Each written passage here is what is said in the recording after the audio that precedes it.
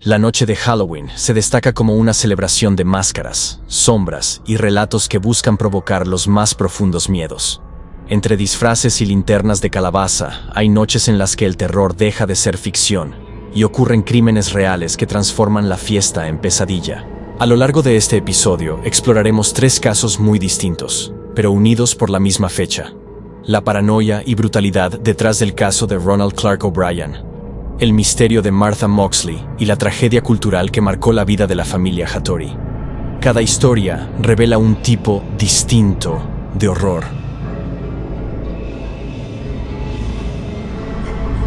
Halloween no solo significa terror, también puede ser sinónimo de dulces, risas y sustos inofensivos. Las calles se llenan de niños, disfraces y bolsas que pronto rebosan de caramelos. Pero en 1974, en un suburbio tranquilo de Deer Park, Texas, esa ilusión se transformó en una historia de terror real que marcaría para siempre la forma en que los padres ven esta celebración. Era el 31 de octubre de 1974. Ronald Clark O'Bryan salió a pedir dulces junto a sus 2 hijos, Timothy, de 8 años, y Elizabeth, de 5, acompañados de un vecino y su hijo. Durante el recorrido en el vecindario, O'Bryan se quedó atrás un momento e inmediatamente después distribuyó varios sobres del popular dulce llamado Pixie Sticks, que según él, habría obtenido de una de las casas vecinas. Ya en casa, Ronald permitió que sus hijos comieran uno de los dulces antes de dormir. Timothy eligió precisamente uno de los Pixie Sticks que su padre le había entregado. Poco después de probarlo, el niño dijo que el sabor era amargo y extraño. Ronald le ofreció un vaso de Cool y Dive para aliviar el sin sabor, pero en cuestión de minutos, Timothy comenzó a vomitar y convulsionar. La familia llamó a emergencias, y mientras el pequeño era trasladado al hospital, tristemente perdió la vida. La autopsia reveló algo tan cruel como impensable: el Pixie Sticks, dulce consumido por Timothy, contenía una dosis letal de cianuro de potasio suficiente para matar a 2 adultos. Cuando la noticia se dio a conocer, el vecindario entero entró en pánico. Se pensó que algún desconocido estaba repartiendo dulces envenenados, y las autoridades pidieron a las familias revisar todas las bolsas de Halloween. La policía incluso llegó a confiscar los Pixie Sticks restantes, 5 en total, distribuidos entre los niños que habían salido esa noche con los O'Bryan. Afortunadamente, ninguno de los otros los había abierto. Conforme la investigación avanzó, los detectives notaron algo que no cuadraba. Nadie en el vecindario recordaba haber repartido o recibido ese tipo de dulce. Y el único que parecía tener una versión convincente sobre su procedencia era el propio Ronald O'Bryan. Con los ojos puestos sobre Ronald, la historia que él contaba comenzó a desmoronarse y un detalle de suma importancia salió a la luz. Los investigadores descubrieron que O'Bryan tenía serios problemas financieros y había contratado seguros de vida por un total de $60,000 para sus 2 hijos. Apenas unas semanas antes del crimen, su plan era claro: envenenar a su hijo y culpar a un desconocido para cobrar la póliza. Los interrogatorios llevaron a testimonios en cuales conocidos de O'Bryan mencionaron que éste habría estado preguntando sobre dónde comprar cianuro y que había visitado una tienda de productos químicos en Houston. Cuando la policía registró su hogar, halló restos de polvo y herramientas que coincidían con la manipulación de los Pixie Sticks. Durante el juicio, O'Bryan mantuvo su inocencia, insistiendo en que un extraño había contaminado los dulces, pero la evidencia era contundente. Ninguna otra persona tenía acceso a los caramelos. Él era el único vínculo entre todas las víctimas potenciales. Incluso su propia esposa testificó en su contra, relatando su desesperación económica y las discusiones sobre los seguros de vida. La imagen del padre modelo se desmoronó por completo. En junio de 1975, Ronald Clark O'Bryan fue declarado culpable y condenado a muerte. Los medios lo bautizaron como The Candyman, o el hombre de los dulces. El 31 de marzo de 1984, casi 10 años después del crimen, Ronald O'Bryan fue ejecutado por inyección letal en la prisión de Huntsville, Texas. Nunca confesó. Hasta el último momento sostuvo su versión de que era inocente. El caso de O'Bryan fue tan impactante que cambió para siempre la percepción de Halloween en Estados Unidos. Desde entonces, cada año se repiten advertencias sobre revisar los dulces, aunque jamás se haya comprobado otro caso real de envenenamiento masivo por parte de extraños. El único asesino documentado de este tipo fue un padre que mató a su propio hijo. Otoño de 1975, el barrio de Bellhaven, en Greenwich, Connecticut, era el tipo de lugar donde nada malo podía pasar, rodeado de calles amplias, jardines impecables y familias de clase alta. En una de esas casas vivía Martha Moxley, una adolescente de 15 años, alegre, deportista y popular en la escuela, con toda una vida por delante. En la víspera de Halloween, una noche del 30 de octubre de 1975, Martha salió con sus amigos para participar en lo que se conocía como Mischief Night, una tradición juvenil en la que los adolescentes salían a hacer pequeñas bromas por el vecindario. Entre ese grupo de amigos se encontraban Thomas y Michael Skakel, de los que vale la pena resaltar una cosa, y es que los Skakel no solo eran una familia adinerada de la ciudad, sino que compartían vínculos familiares directos con los Kennedy, una de las familias políticamente hablando más importantes del país, siendo una de las causas para que este caso cargara con un peso mediático enorme más adelante. Retomando la noche del 30 de octubre, Martha fue vista alrededor de las 9:30 frente a la casa de los Skakel, hablando con Thomas, y esa sería la última vez. Al día siguiente, al notar la ausencia de la joven, su madre, Dorothy Moxley, comenzó a buscarla desesperadamente. Poco tiempo después, en el transcurso de la mañana del 31 de octubre, el cuerpo de Martha fue encontrado bajo un árbol en el patio trasero de su propia casa. El asesinato fue tan violento como inexplicable. Martha había sufrido múltiples golpes en la cabeza, y aunque su ropa estaba parcialmente retirada, la autopsia no encontró señales de agresión sexual. Había sido brutalmente golpeada con un palo de golf, el cual incluso se rompió durante el ataque encontrándose cerca del cuerpo. Lo que sí dejó claro el informe forense fue la ferocidad del ataque. Todo señalaba que se trataba de un crimen cometido con ira, no con premeditación. En un vecindario acostumbrado al silencio y al orden, la escena del crimen parecía sacada de una pesadilla. La policía interrogó a los jóvenes del vecindario, incluyendo a los hermanos Skakel, pero las versiones fueron confusas. Thomas dijo que estuvo con Martha poco antes de las 10, pero que luego ella se fue a casa. Michael, por su parte, ofreció varios relatos distintos sobre dónde había estado esa noche.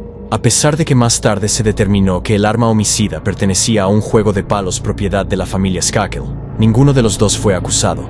La investigación se estancó pronto y el caso se fue enfriando. La influencia y el apellido de los Skakel no ayudaron. Se decía en voz baja que el dinero y los contactos de la familia mantenían a los sospechosos lejos del alcance de la ley. Tuvieron que pasar más de 20 años durante los cuales Dorothy Moxley, su madre, mantuvo viva la búsqueda de justicia, para que a raíz de una serie de investigaciones periodísticas y publicaciones literarias, el interés público sobre el crimen volviera a despertar. Nuevos testigos afirmaron que Michael Skakel había hablado sobre matar a Martha en tono de broma. Para el año 2000, el caso fue reabierto oficialmente. Con el ojo público sobre el caso, Michael Skakel fue acusado y juzgado por el asesinato de Martha Moxley en 2002. Lo declararon culpable y fue sentenciado a entre 20 años y cadena perpetua. En ese momento, muchos pensaron que por fin se había hecho justicia. Luego de 11 años, la defensa de Michael Skakel apeló, alegando que su abogado en ese momento había sido ineficaz y que el juicio había estado contaminado por la presión mediática.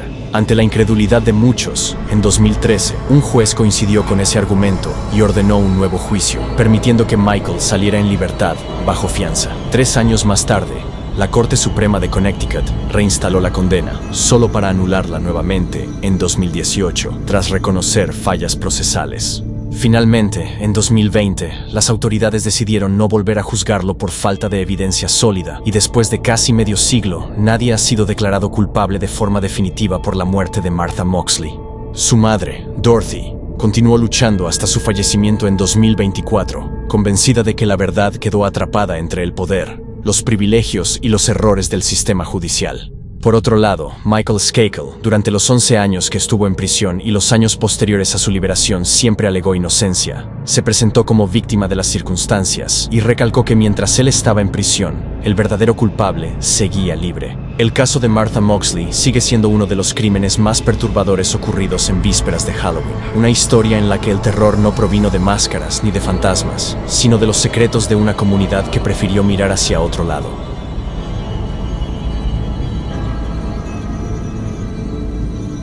Octubre de 1992, Baton Rouge, Luisiana. Cerca de las festividades de Halloween y rodeado de un ambiente festivo lleno de decoraciones, disfraces y fiestas escolares.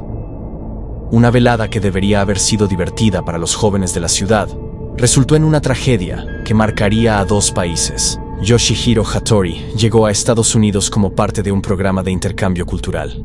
Vivió con una familia anfitriona, los Haymaker, y rápidamente se ganó el cariño de todos por su energía, su educación y su entusiasmo por conocer la cultura americana. El 17 de octubre, Yoshihiro y el hijo de los Haymaker, Webb Haymaker, se dirigían a una fiesta de disfraces de Halloween organizada por estudiantes locales. Mientras Hattori vestía como John Travolta en la película de Saturday Night Fever, Webb llevaba un traje de esqueleto. Con la dirección escrita en un papel, los dos adolescentes manejaron hasta lo que creyeron era la casa de la fiesta.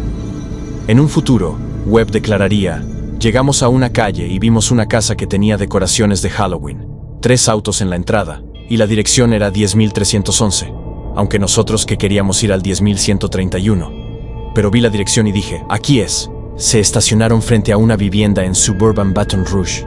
Tocaron el timbre, pero nadie respondió.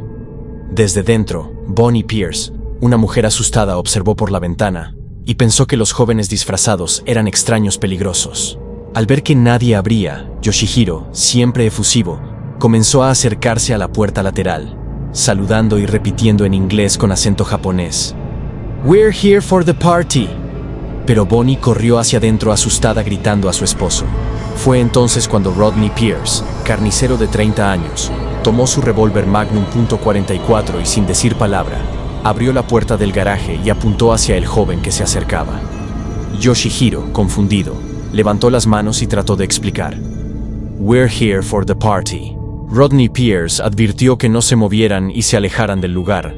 Sin embargo, el japonés no entendió ni el significado ni el contexto de las palabras, dio un paso adelante, y en ese momento Rodney disparó su arma en contra del pecho del joven, quitándole la vida casi al instante. Minutos después, la confusión se aclaró. Se habían equivocado de casa. La fiesta a la que estaban invitados estaba a solo una cuadra de distancia. La noticia conmocionó a Estados Unidos y Japón. Para la familia Hattori, en Nagoya, la noticia fue devastadora. Habían enviado a su hijo al extranjero para ampliar sus horizontes y regresó en un ataúd.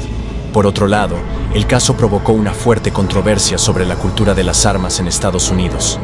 Muchos se preguntaron cómo un malentendido lingüístico y una reacción desmedida podían costar la vida de un adolescente desarmado. Rodney Pierce fue arrestado y acusado de homicidio involuntario, pero durante el juicio alegó defensa propia. En 1993, el jurado lo declaró inocente. Según ellos, Pierce había actuado con miedo razonable. El veredicto provocó indignación internacional. El gobierno japonés presentó protestas formales. Los padres de Yoshihiro, Masaichi y Mieko Hattori, iniciaron una campaña global contra la violencia armada. Reunieron más de 1.200.000 firmas en Japón, pidiendo al Congreso estadounidense que implementara controles más estrictos sobre las armas de fuego. Aunque el sistema judicial no les dio justicia penal, los Hattori demandaron civilmente a Rodney Pierce y ganaron el caso en 1994, recibiendo una indemnización simbólica de $100.000, dinero utilizado para crear una fundación en memoria de su hijo, destinada a promover el entendimiento cultural y la paz entre Japón y Estados Unidos. Además, la presión mediática llevó al Congreso a aprobar la Ley Brady para la prevención de la violencia con armas de fuego, que ordena la revisión de los antecedentes de los compradores de armas y un periodo de espera de 5 días para todas las compras. La tragedia de Yoshihiro Hattori sigue siendo recordada como una advertencia sobre el miedo irracional y las consecuencias de la incomprensión cultural. Cada octubre, su historia vuelve a contarse, no solo como un suceso triste, sino como un llamado a la empatía y a la prudencia.